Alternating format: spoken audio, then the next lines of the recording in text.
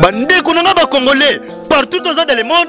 Bon abonné na version Nouvelle TV. Version Nouvelle TV, ba gag, ba film, nyonso etali culture ya Congo, tous s'abonner massivement na kati ya version Nouvelle TV. Bon abonné massivement. Siège, c'est pas pareil. Ayuna.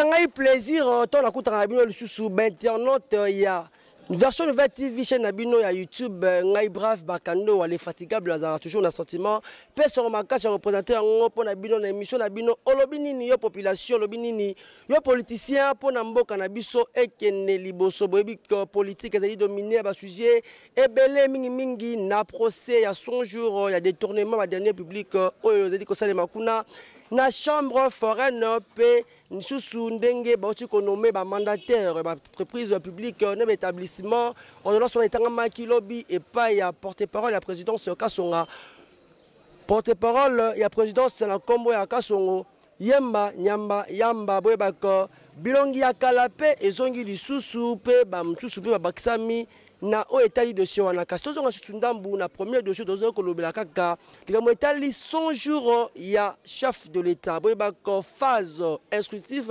et c'est là qui jeudi 4 juin kuna na chambre foraine o esenga kiko ba renseignant na ba témoin oyo bazalaki impliqué ba pesa ba ample information to ba réponse pour éclairer lanterne dans le dossier aux qui pendant flou bobi qui dossier il y a détournement et ali infraction intellectuelle pour na éviter kasi partie civile partie défenderesse na ministère public et bazo sur le lot na chambre foraine pour na audience au basili ko benga plaidoirie ezali nini ezali ko la ki sa ba preuve ya accusation bobi ko ezali déjà ko lekana partie civile baso qui maloba teli boso ba ba ko expliquer ba tout le quoi ya procès wana parce que ba phase instruction et si là qui déjà kasi ko ke malem mais procureur général ya parquet a jupe maloba pona kolobaka pona kola qui sa charge o bazeli ko accuser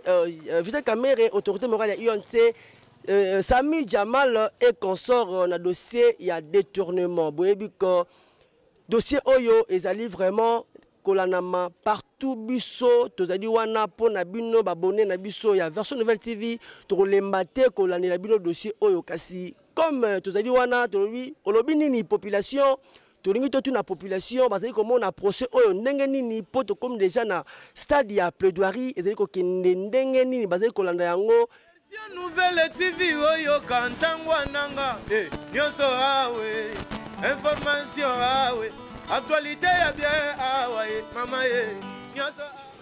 Voilà na biso ya version Nouvelle TV ngai brave bakando nazali siko kotambola na recueillir ba propos ya population congolaise ya tozali na bandal kimbondo ba pesa biso bien na bango ndenge bazali komona phase oyo ya plaidoirie est-ce que autorité morale ya UNC Vital Kamerhe Jamal et consort bakolonga to bakolonga te pona nous toujours c'est la kaka face soko esili nde bakotanga jugement final po ba soki bako condamner po awa tozali kaka tribunal azarara na ko condamner donc toujours c'est la kaka plaidoirie esili là to ba ndenge évolution ezali ko kende ngai nazali ko kende toujours le bit TV ezali radio te to kutana na population.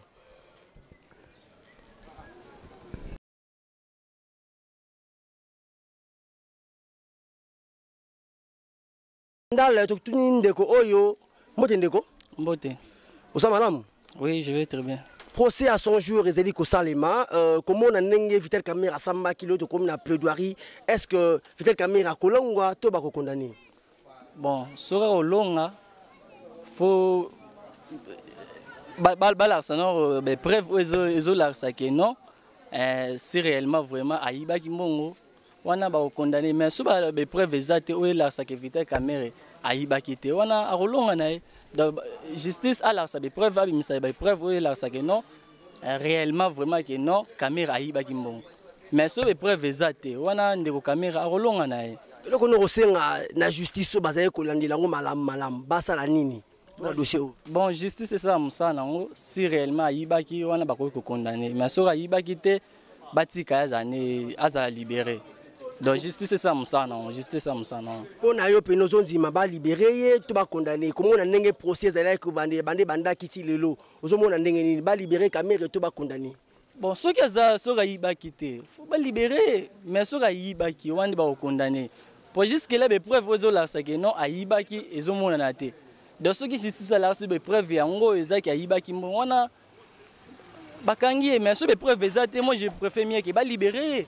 Parce que toujours na cadre ça comme ça qui to écouter sur papa awaka na bandal mbote papa Mbote. Voilà papa le procès a dit ko kende kitoko l'autre comme na phase ya plaidoirie comment on a procédé les ko kende est-ce que Kamere Vital na ba Jamal et consort bon ça la quitter ou tout ba condamner ba En tout cas na ndenge nga na yokeli naza ko na koloba bien que en tout cas ba ko zala kitete na ndenge nga na yokeli pour la nini ndenge naza koyoka na woloba nani bandeko basali intervention liboso na elobeli na bango en tout cas ndenge bazali kofunda ndenge bazali kolakisa makambo na ndimite que bandeko wana bakozala akite na ndimite. Est-ce que tu vois que le procès est politique, est politisé? Bon na ndenge nga na yebeli to na landeli likambo yango koloba politisé c'est très fort. Et là nga na yebi que ya solo misolo ya lete bimaki. De deux na yebi ete misala ezali oyo to stoyo kindenge Jamal azeko alobaki que il y a 211 maisons oya si asali. Alors kolobake ezali politisé en tout cas na ndimité. Parce que mbongo ebimaki ve ba misale salemi oyo ndambo esalamaki wana. Matoni mimi papa. OK, olobi. Mbote papa? Mbote. Ah tuzapi. Tuzana bandal molar na balabala tongoni. Très bien papa awa tomoni procès à 100 jours ezali ko continuer. Yo ezali condamné lango religieusement, to kutaki yo ezali ko tala na télévision. Comment on a ndenge procès bandaki ti lelo? Est-ce que Vital Kamere et consort Jamal Barosala quitté, tout Barosala condamné, le dossier à son jour. Bon, liboso vraiment on a procès n'engé ezali eza encourageant non namboka puisque état de droit il faut tout monde abiloka boy puisque comme on a directeur à cabinet à président de la République bazo sambise c'est encourageant pour le régime. Si on continue boye ba makambo ebele bande ko sa maliboso et ça m'a sauté mais ce qu'on tali procès bande bandaki ti na mukolo to comme na plaidoyer au monde en tout cas que Vital Kamere azali vraiment instigateur yende muta jouer génios pour partout ne logonyos zali aza penda acteur principal Jamal wana lika canal o permettre Vital po ba bimisa mbongo. Donc, il a quitté. Il a sérieusement condamné. Il a procès politisé. Ils allaient même noir par rapport à l'allégation. Non, politisé. Au moins, au Congo, donc, on met la politique partout. Au moins, la situation. Politique par rapport à quoi? Et le manigno, même que pour la politique, il y a des conseillers qui ils ont makambambongo. Ils ont un projet à 100 jours à chef de l'État. Le chef de l'État avec toute la confiance totale à la directeur du cabinet pour matérialiser un commissaire exécutif.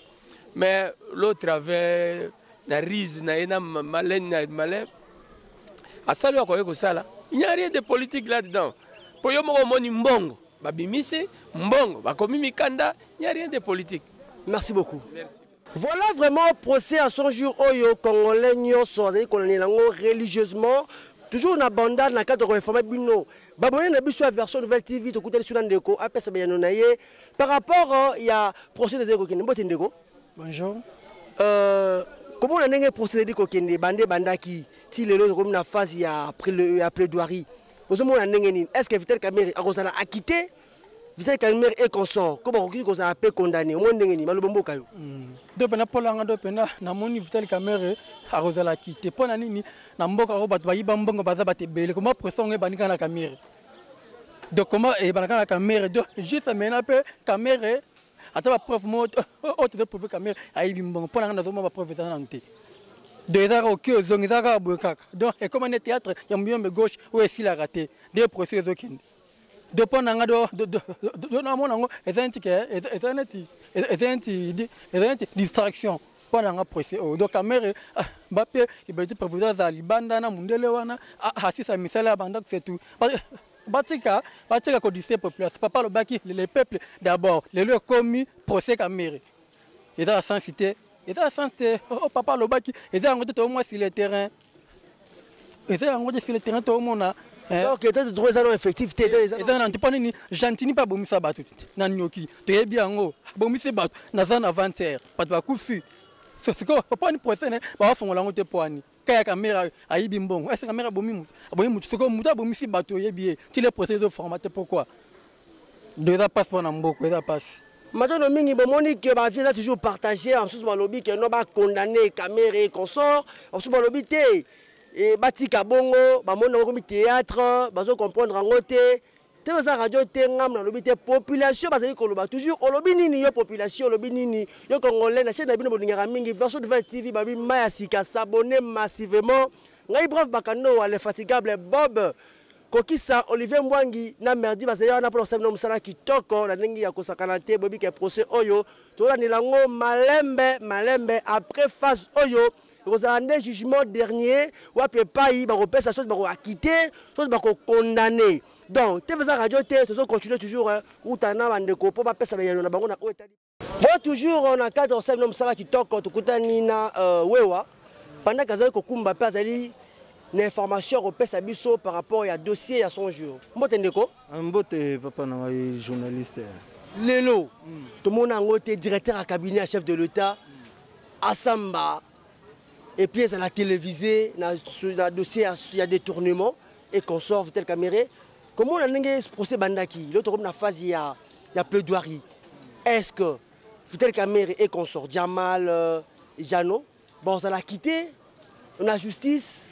tout bon ça l'a condamné en tout cas pour nangai namoni ba ça l'a condamné parce que baza se contredire bango moko Jamal a lobby attention Mbote papa journaliste l'autre là na procès à son jour il y a chef de l'État na des détournements ya mbongo fa ki basala batonga est-ce que tu vois que le état des droits o to loba et comme effectif to fait aussi lango susu moko les aikoya en tout cas bilembo ya état des droits ezomona na penza Fachi penza président na biso eloko a prometaki yango yo penza zo kende ko kokisa pour esalama nanu te directeur à cabinet chef de l'État ba interpeller pour na membre détournement mbongo vraiment kuna penza tozo féliciter président na biso Fachi en tout cas bilembango penzo kokisa mabato ebele ba oza l'interpeller misupe bazo bengama déjà pour na ba dossier mbongo kaka vraiment kuna penza na féliciter président na biso bilembo ezomona na état de droit yango yo penza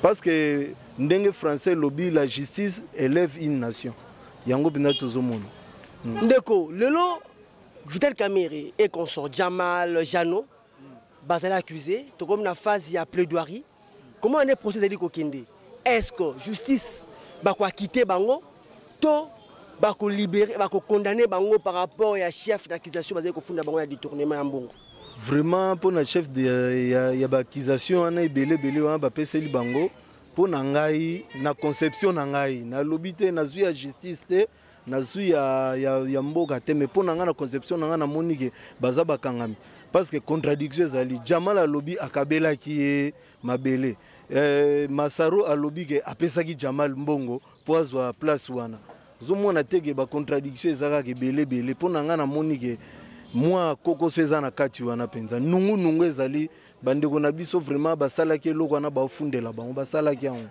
pona nouvelle TV oyo kantangwa nanga nyonso awe information awe actualité ya bien awe mama nyonso voilà maman mbote papa comment on a nani comment on a mulanga voilà maman mulanga procès à son jour il y a Vital Kamerhe et consort et ça dit kokene malembe le autre comme na phase il y a plaidoirie comment on a mbote papa comment on a nani Comment on a moulanga? Voilà, mes amis, mbali boso to mbale.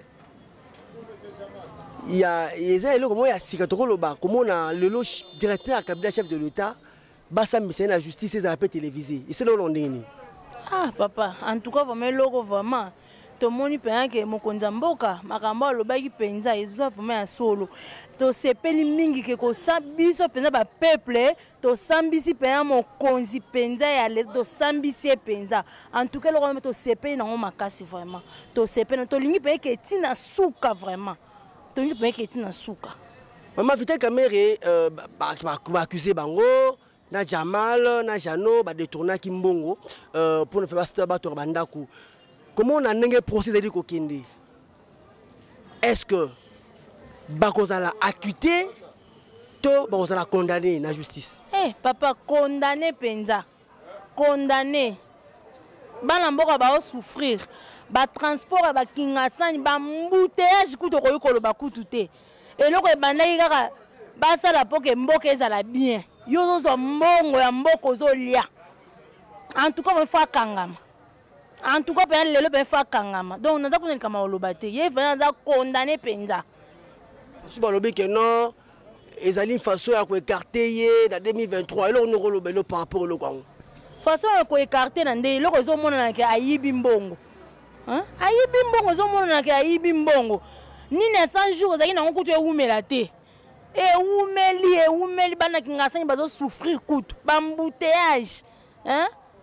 Yo kotika à peine mais donc makamkuto ya kolobate mais akanga makaka tozana suni kama kolobate akanga mande procès ngwana. Merci beaucoup.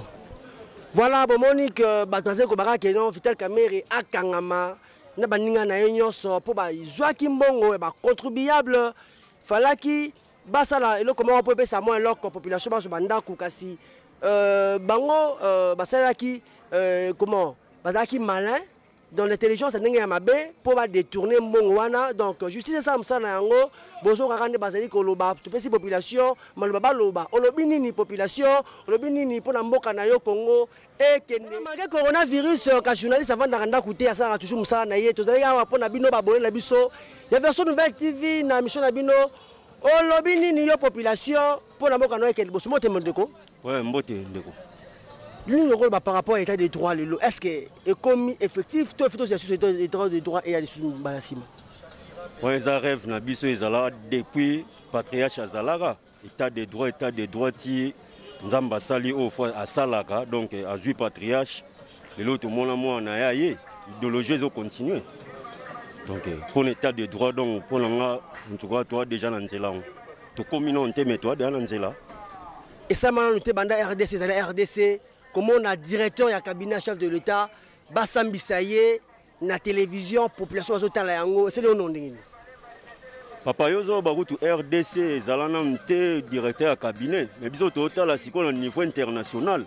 Niveau international, mboka la biso comme matade à moi muke parce que crédibilité to confiance ezala souté. Zomona. Donc lutte contre la corruption, état des droits donc yangonde makambo. Deux processus à bien fort landango, la logique. Au sol, on est la procès à Vital Kamerhe de près et consort Jamal Jano. Et là, on est au Koloba par rapport à la justice. Est-ce que Baroza l'a condamné ou Baroza a quitté Bango par rapport à la chef d'accusation à Bango? Merci pour la parole, mais moi, je suis un tanga. Pour la procès, normalement, déjà, les pacificateurs à quoi dès son premier jour. Dès son premier jour, vient à quoi? Parce que vient jour à Libosoka à protester, donc vient solo la bienté. Arrogance, c'est là pas vient makasi. N'engana ebe les pacificateurs n'andima été que faire encore tenir ba propos était non non. Pour ça tal neti nya lelo, au senti que nos professeurs ou ya avocat ya ministère public. Coco expliquant avocat Coco. Maître Coco a expliqué Abi un intellectuel, c'est une personne morale. Car celui qui a détourné ne peut jamais être intellectuel. Nous avons donc, sur Internet, va comprendre que le pacificateur, dès son premier jour, à Sola bien te moko liboso. On a pour la procès si là un jour à liboso, habité. Donc, on peut s'attendre vraiment à condamner Vital Kamerhe et consort pour un chef d'accusation, il y a détournement. Papa Chéra Yembake, basalaka feti te pona ninga soazui mawa to moninga soazui likambo. Donc jamais na ko sepela ba condamner pacificateur. Mais ya mboka ndeko na ngai, ya mboka na oloba na sens ke eza mbongo na biso ya contribuable congolais. So emona nite clarté zate na boulot chef apesaki. Justice ça la boulot na na logique ya ngona. Justice ça musala na ye na logique ya ngwana maloba ya ndeko na biso congolais. Mona bandali ya solo apesi ala na rappel politique de l'air alobi que non justice ça la musala na ye. Donc tout ça na rapport na bino babonné na biso ya version nouvelle TV balobi bo s'abonner massivement balobi Mayasika yangoyo chaîne généraliste de Zali Nyonso car pour nous c'est nous musala kitoko Bob Kokisa balobi l'homme du moment avant ce solo ya montage ndenge ya kosakanate Olivier Mwangi merdi bo pesa toujours babonné na biso elengi kandi bo mesa ko pesa bango tu fais ça radio te continuer toujours ko na population balobi nini pour un procès à 100 jours, chef de l'État. Merci beaucoup pour Nabino Balandi Nabiso. Abonné Nabiso, il y a version nouvelle TV, Boébik dossier, tout procès à 100 jours, ils ont dit toujours que c'est déroulé dans la chambre foraine, l'autre commis déjà dans la phase, il y a plaidoirie. Kasi tu écoutes la population, l'émission Nabino Olobini ni population, tu peux sa population, mais le baba le banaweteli politique. Termine de quoi? Mbote ndeko? Mbote. Ça malam? Oui, ça malam. Là, on est par rapport à l'état des droits. Est-ce que le côté vraiment, toi, il faut aussi les sous-moi micro. Personnellement, l'état des droits, ils ont dit que le côté n'a pas si la population comprendre vraiment l'état des droits, les vrais états des droits. Donc, pour l'anga personnellement, la vie, ils ont dit là. Nous avons comme l'état des droits, qui n'a procès d'état des droits bandino. Là, non. Et c'est bien comme on a directeur du cabinet chef de l'État, ben interpellé, à la mapper. Et puis, Sambi Saye, audience publique. Moi, ils ont dit signal mort, ils ont dit qu'il y a tout. Signal ou pas, ils ont justice.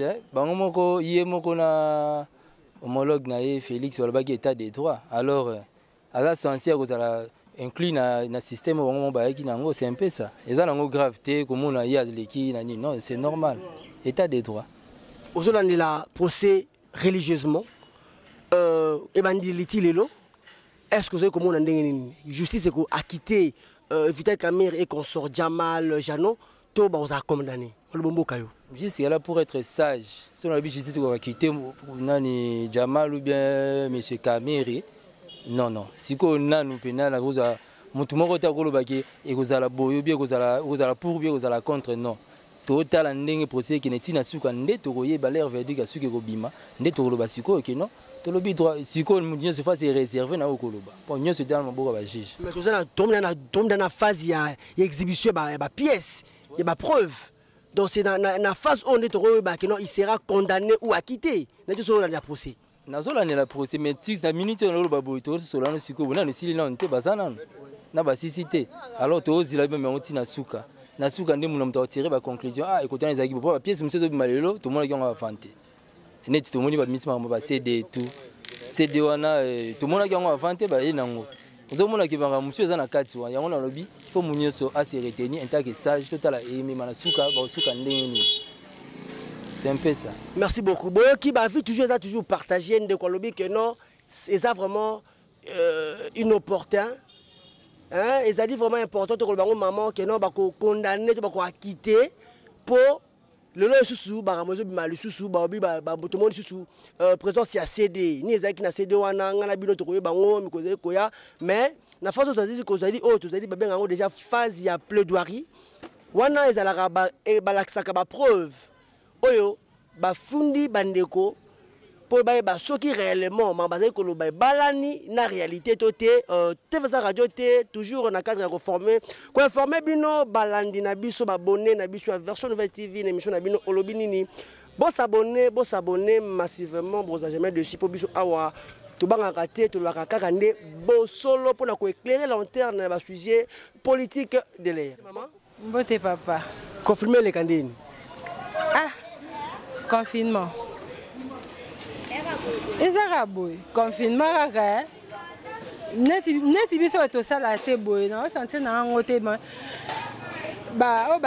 activité et se sentir ezali confirmer ezali to vivre encore bon. Merci beaucoup maman oyebi que mboka biso ko ke malem mais babi justice mo samsana ngo état de droit selon ndenge nini komona le lo justice ba mo ko traiter na mi konzina ba petit peu ba mo samba selon ndini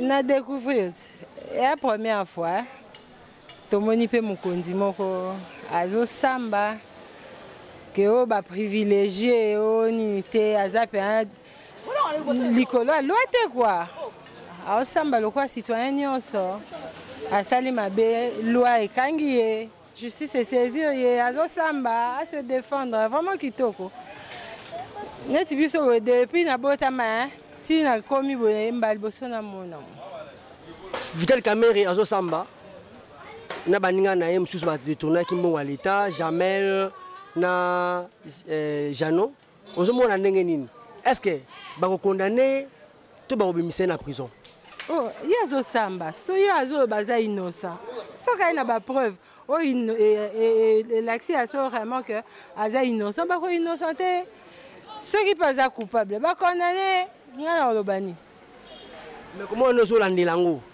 au d'accord pesa moi on benga hypothèse comment on ozo kendele est-ce que ba ko libérer to ba ko condamner pour déjà 5 liberté provisoire cette formation boya ngaka c'est que en tout cas na la vie na ngana moni yepe andi akangami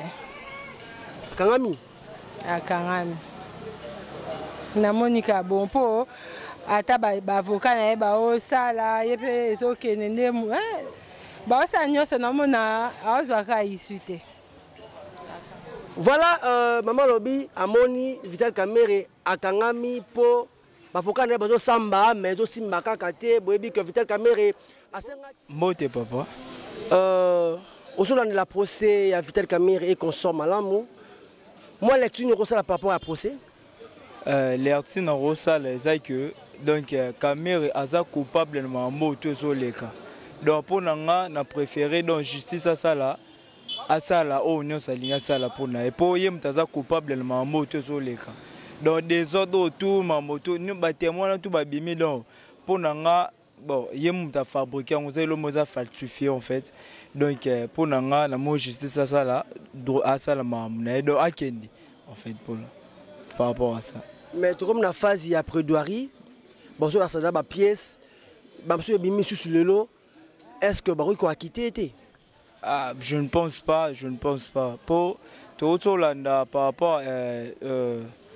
le procureur général leur en homme ça va prédoyer par rapport à Mamboana donc il y a assigné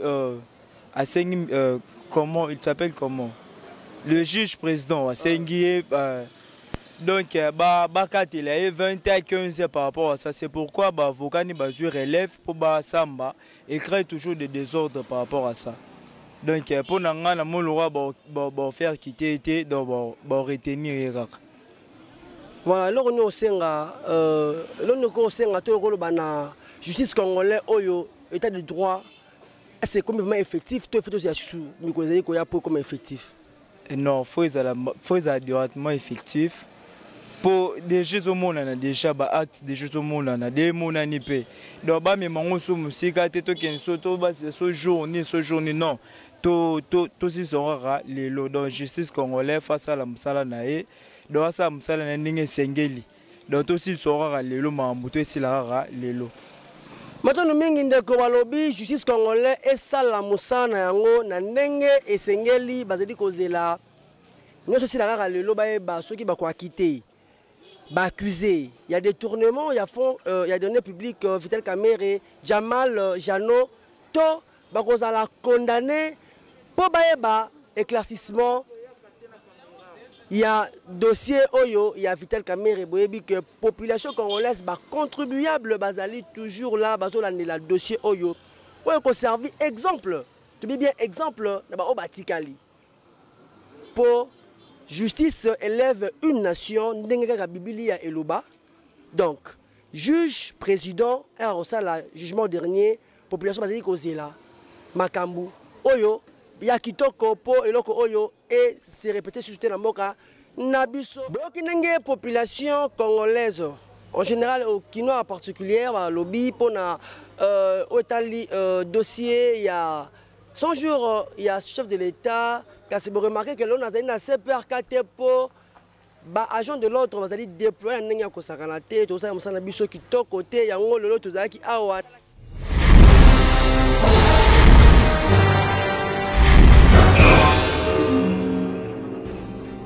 bandeko nanga ba congolais partout dans le monde bon s'abonner na version nouvelle TV ba gag ba film nyonso etali culture ya Congo to s'abonner massivement na kati ya version nouvelle TV bouche abonné massivement siècle c'est pas pareil ayuna